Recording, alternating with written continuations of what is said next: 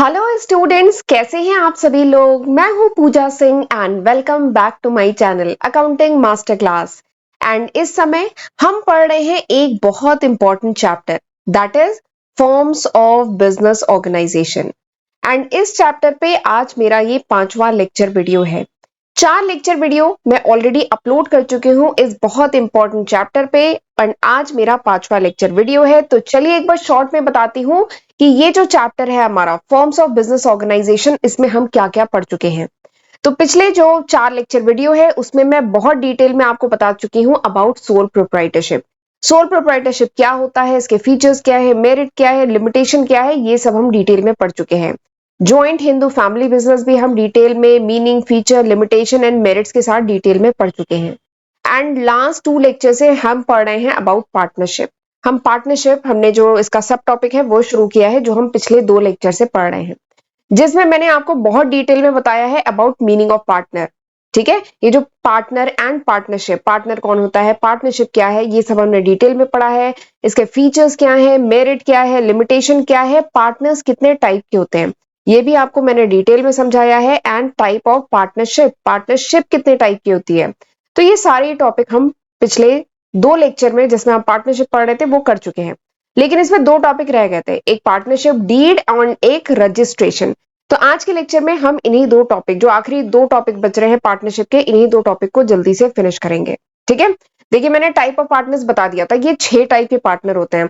Active partner, sleeping partner, secret partner, nominal partner, partner by estoppel and partner by holding out. ठीक, type of partnership भी हमने देखा था detail में, duration and liability के basis पर डिवाइड कर सकते हैं। एंड ये 4 टाइप के पार्टनरशिप होती है। ठीक है, तो ये काफी इंपॉर्टेंट टॉपिक मैं कहूंगी, टाइप ऑफ पार्टनरशिप, ये जरूर करके जाइएगा, काफी इंपॉर्टेंट है। एंड टाइप ऑफ पार्टनरशिप, ठीक है, पार्टनर एंड पार्टनरशिप दोनों को जरूर एग्जाम में करके जाइएगा, काफी इंपॉर्टेंट टॉपिक है। एंड आज हमें इसके आगे पढ़ना है, आज मैं आपको बताऊंगी अबाउट पार्टनरशिप डीड।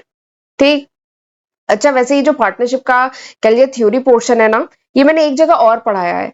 जब मैं क्लास 12 की अकाउंटेंसी पढ़ा रही हूँ तो वहां पे पार्टनरशिप अकाउंटिंग हमने पढ़ी है। तो वहां पे भी स्टार्टिंग में मैंने पार्टनरशिप क्या है, इसके फीचर्स वगैरह, पार्टनरशिप डीड, ये सब वहां पे भी डिस्कस हुआ है। ठीक है, ये हम बीएसटी में इसका पूरा थ्योरेटिकल पोर्शन पढ़ रहे हैं, पर जब इसका मैंने अकाउंटिंग पार्ट पढ़ाया है ना, तो अकाउंटिंग जनरल ट्रीटमेंट करने से पहले इसकी डिटेलिंग जरूरी है, तो वहां पे भी ये टॉपिक पहले डिस्कस हो चुका है। ठीक है, तो चलिए एक बार फिर से हम इस टॉपिक को देखते हैं, पार्टनरशिप डीड क्या होती है। ठीक है, पार्टनरशिप डीड ये क्या होती है। तो देखिए मैंने बताया था पार्टनरशिप होती क्या है, पार्टनरशिप क्या था, पार्टनरशिप एक वॉलेंट्री एसोसिएशन है। पार्टनरशिप क्या है, पार्टनरशिप एक वॉलेंट्री एसोसिएशन है, किसका, कुछ लोगों का। ठीक है, पार्टनरशिप एक वॉलेंट्री एसोसिएशन है लोगों का, जो क्यों मिलते हैं, they come together to achieve some common objective. एक कॉमन ऑब्जेक्टिव को अचीव करने के पर्पस से जब कुछ लोग मिलके कुछ बिजनेस स्टार्ट करें, कुछ प्रॉफिट अर्न करने के पर्पस से कुछ बिजनेस स्टार्ट करें, तो उसी को कहा जाता है पार्टनरशिप। समझ में आया, पार्टनरशिप क्या है, वॉलेंट्री एसोसिएशन, मतलब अपनी इच्छा से अगर कुछ लोग मिल करके अपना कुछ बिजनेस स्टार्ट करें प्रॉफिट अर्न करने के पर्पस से, तो उसी को कहा जाता है पार्टनरशिप। तो जब ये पार्टनरशिप शुरू करेंगे, ठीक है, तो there must be a clear agreement, एक क्लियर अग्रीमेंट होना चाहिए ना। जब भी कोई पार्टनरशिप शुरू की जाए तो एक क्लियर गाइडलाइन, क्लियर अग्रीमेंट होना चाहिए ना, regarding to term and condition. इस पार्टनरशिप की क्या टर्म एंड कंडीशन होगी, इसके रिगार्डिंग क्लियर अग्रीमेंट होना चाहिए ना इन पार्टनर के बीच में। ठीक है, अगर नहीं होगा तो क्या होगा, इन पार्टनर्स के बीच में मिसअंडरस्टैंडिंग हो सकती है। ये जो different partner, mister X, Y, Z और मिस्टर ए, ये 4 पार्टनर मिलकर अगर इन्होंने पार्टनरशिप फर्म शुरू की है और आपस में कोई क्लियर अग्रीमेंट नहीं किया है, ठीक है, तो आगे चल के कोई भी दिक्कत आती है। ठीक है, किस तरह से कोई प्रोसेस या प्रॉफिट लॉस कैसे डिस्ट्रीब्यूट करेंगे, या कोई डिस्प्यूट हो जाए तो किस तरह से सॉल्व करेंगे। ठीक है, अगर प्रॉपर इनके बीच में अग्रीमेंट नहीं है तो क्या होगा, there is a chances of dispute among these 4 partner. इन 4 पार्टनर के बीच में डिस्प्यूट होने के चांसेस हैं। ठीक है, तो इसलिए ये पार्टनरशिप डीड बनाई जाती है। तो पार्टनरशिप डीड मेरे ख्याल से समझ गए होंगे, ये क्या है पार्टनरशिप डीड। पार्टनरशिप डीड एक रिटर्न अग्रीमेंट है। पार्टनरशिप डीड क्या है, एक रिटर्न अग्रीमेंट है जो स्पेसिफाई करता है टर्म एंड कंडीशन जो गवर्न करता है पार्टनरशिप। ठीक, पार्टनरशिप डीड क्या है, ये एक रिटर्न अग्रीमेंट है जिसमें जितनी भी टर्म एंड कंडीशन है इस पार्टनरशिप फर्म की, ये जो पार्टनरशिप फर्म है, ठीक है, जिसमें मिस्टर एक्स, वाई, जेड और मिस्टर ए है, इस पार्टनरशिप फर्म की जो भी टर्म एंड कंडीशन है that is properly defined in a written agreement, तो उसी को पार्टनरशिप डीड कहते हैं। ठीक, अब आप सोच रहे होंगे पार्टनरशिप डीड में क्या क्या डिफाइंड होता है, क्या क्लियर अग्रीमेंट होते हैं।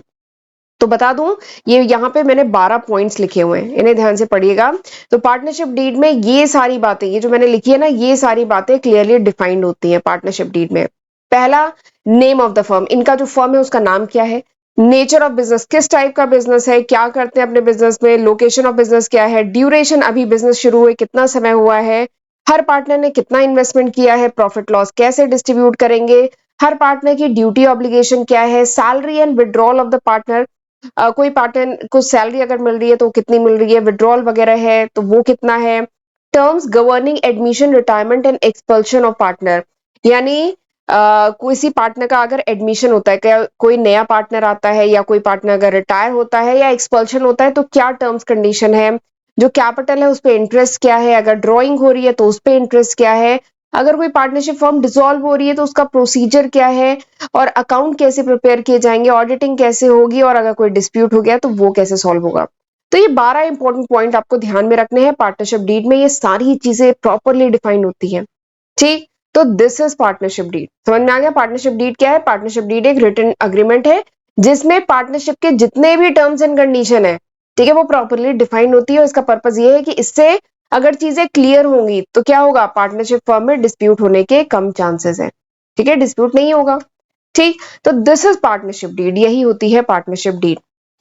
ठीक, चलिए आगे बढ़ते हैं। अब मैं बताती हूँ registration of partnership firm. Partnership firm का रजिस्ट्रेशन, तो मैंने आपको पहले भी बताया था कि ये जो पार्ट पिछले लेक्चर में बताया था कि पार्टनरशिप जो फर्म होती है ना, इसका रजिस्ट्रेशन क्या होता है, इट इज ऑप्शनल। ये ऑप्शनल है, कंपलसरी नहीं होता है रजिस्ट्रेशन पार्टनरशिप फर्म का, ऑप्शनल है।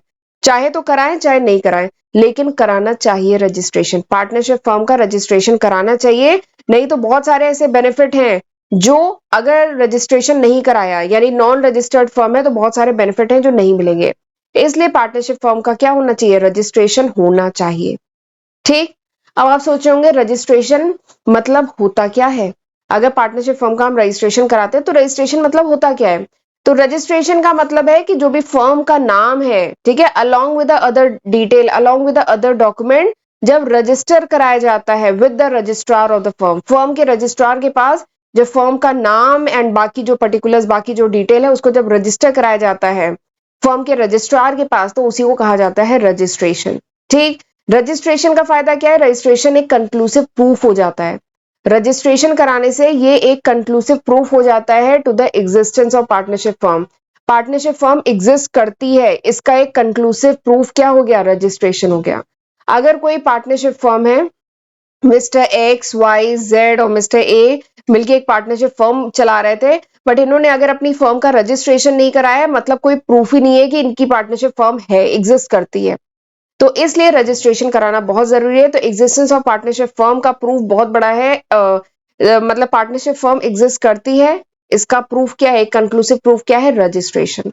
एंड रजिस्ट्रेशन ऑप्शनल होता है, एक बात कहूँ, रजिस्ट्रेशन ऑप्शनल होता है, लेकिन रजिस्ट्रेशन कराना चाहिए, नहीं तो बहुत सारे इंपॉर्टेंट बेनिफिट नहीं मिलेंगे। कौन कौन से बेनिफिट नहीं मिलेंगे, 3 बेनिफिट अभी बताती हूँ, वो नहीं मिलेंगे। वैसे मैं पिछले लेक्चर में ये थोड़ा सा डिस्कस कर चुकी हूँ। ठीक है, इवन पिछले लेक्चर में मैंने पूछा भी था, पिछले लेक्चर का क्विज था कि अगर रजिस्ट्रेशन नहीं कराया, ठीक है, रजिस्ट्रेशन नहीं कराया पार्टनरशिप फर्म का, तो क्या मतलब नुकसान होगा। तो सबसे पहला नुकसान क्या है, एक मिनट मैं डायग्राम बनाती हूँ। ये है पार्टनरशिप फर्म, इसमें ये 3 लोग हैं, सपोज करिए मिस्टर एक्स वाई जेड, ठीक, 3 लोग हैं। तो अगर पार्टनरशिप फर्म का रजिस्ट्रेशन नहीं कराया तो a partner of N unregistered firm can not file a suit against the firm और द अदर पार्टनर। यानी अगर कोई अनरजिस्टर्ड फर्म है, ये जो फर्म है वो क्या है, अनरजिस्टर्ड है, तो ऐसी फर्म का जो पार्टनर है, कोई भी जो पार्टनर है, वो कोई भी केस वगैरह नहीं कर सकता, इस पार्टनरशिप फर्म के अगेंस्ट केस नहीं कर सकता, या किसी भी दूसरे पार्टनर के अगेंस्ट भी केस नहीं कर सकता। अगर इस पार्टनर के साथ, मिस्टर एक्स के साथ कुछ भी गलत हुआ है, ठीक है, तो ना तो ये फर्म के अगेंस्ट केस कर सकते हैं क्योंकि फर्म अनरजिस्टर्ड है, ना दूसरे पार्टनर के अगेंस्ट कर सकते हैं। पहला नुकसान। दूसरा क्या है, जो फर्म है वो किसी थर्ड पार्टी, इनका सपोज करिए कोई कस्टमर था जो डिफॉल्ट कर गया, ठीक है, तो किसी थर्ड पार्टी या कोई सप्लायर था, तो ये किसी थर्ड पार्टी के अगेंस्ट भी एक अनरजिस्टर्ड पार्टनरशिप जो है पार्टनरशिप फर्म वो केस नहीं कर सकती है, ठीक है। तीसरा क्या है, a firm can not file a case against the partners, यानी ये जो पार्टनरशिप फर्म है ये भी अपने पार्टनर के अगेंस्ट जो है केस नहीं कर सकती है, ठीक। तो इसका तो बहुत बड़ा नुकसान है, तो इसलिए इट इज ऑलवेज एडवाइजेबल, इसलिए हमेशा एडवाइस किया जाता है to get your firm registered, कि फर्म का रजिस्ट्रेशन होना चाहिए, ठीक। अब सवाल है कैसे होगा, क्या प्रोसेस है, रजिस्ट्रेशन कैसे होगा, क्या प्रोसेस है, बोल तो दिया होना चाहिए, बट कैसे होगा। तो अभी मैं आपको 3 स्टेप बताऊंगी, सिंपल से 3 स्टेप है, उस स्टेप के थ्रू पार्टनरशिप फर्म का रजिस्ट्रेशन होता है, ठीक है। अब सवाल ये आता है कि रजिस्ट्रेशन कब कराएं, तो जब पार्टनरशिप फर्म फॉर्म होती है, ठीक है, इनिशियली जब पार्टनरशिप फर्म फॉर्म होती है तो भी रजिस्ट्रेशन कराया जा सकता है, बट सपोज करिए जानकारी नहीं थी, मिस्टर एक्स वाई जेड को जानकारी नहीं थी कि रजिस्ट्रेशन भी कराना होता है, तो कोई बात नहीं, इन्होंने अपनी पार्टनरशिप फर्म शुरू कर दी, तो किसी भी समय at any time during its existence, यानी 1 साल बाद, 2 साल बाद, 3 साल बाद, जब जागे तभी सवेरा कह लीजिए, तो जब भी उन्हें पता चले उन्हें रजिस्ट्रेशन वो करा सकते हैं।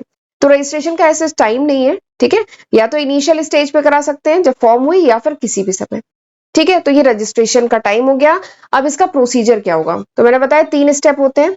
सबसे पहला स्टेप क्या है, सबसे पहला स्टेप है एप्लीकेशन सबमिट करनी पड़ेगी, submission of application in the prescribe form to the registrar of the firm, जो फर्म का रजिस्ट्रार है उसके पास जो भी प्रिस्क्राइब एप्लीकेशन है वो सबमिट करनी होगी, ठीक है। एंड एप्लीकेशन में सारी डिटेल जो जो उसमें पूछी गई है वो सारी डिटेल्स सही सही बतानी होगी, जैसे उसमें पूछा जाएगा name of the firm, location of the firm, name of the other places where the firm carry out the business, यानी दूसरी कौन सी प्लेसेस हैं जहां से बिजनेस कैरी ऑन होता है, हर पार्टनर ने कब पार्टनरशिप फर्म ज्वाइन की थी, name and address of each partner, duration of partnership, and the application should be sign by all the partner, जितने भी पार्टनर हैं वो मिलकर एप्लीकेशन को साइन करेंगे तभी वो एप्लीकेशन सही कहलाई जाएगी। तो सबसे पहला स्टेप यही होता है, submission of application. Application submit की जाती है in the prescribe form to the registrar of the firm. दूसरा स्टेप क्या होगा, एप्लीकेशन सबमिट किए तो कुछ फीस वगैरह भी होगी रजिस्ट्रेशन की, वो भी सबमिट करना होगा, तो वही है डिपॉजिट ऑफ रिक्वायर्ड फी, जो भी रिक्वायर्ड फी है वो डिपॉजिट किया जाता है रजिस्ट्रार ऑफ फर्म पे, ठीक है। एंड तीसरा इसका स्टेप क्या होता है कि रजिस्ट्रार अगर सारी चीजें ठीक हैं, ठीक है, सब कुछ ठीक था, एप्लीकेशन सही है, पैसा भी जमा कर दिया, तो उसके बाद रजिस्ट्रार आफ्टर अप्रूवल, रजिस्ट्रार उसके बाद सारी चीजें चेक करके अप्रूवल देता है, एंट्री करता है in the register of firm, ठीक है, एंड इस पार्टनरशिप फर्म को सर्टिफिकेट इशू करता है रजिस्ट्रेशन का, ठीक है। तो ये 3 सिंपल से स्टेप है, पहला एप्लीकेशन, दूसरा क्या है फीस डिपॉजिट की जाती है, तीसरा क्या है फिर उसके बाद रजिस्ट्रार सारी चीजें चेक करता है, उसके बाद अप्रूवल देता है, सर्टिफिकेट इशू करता है, ठीक।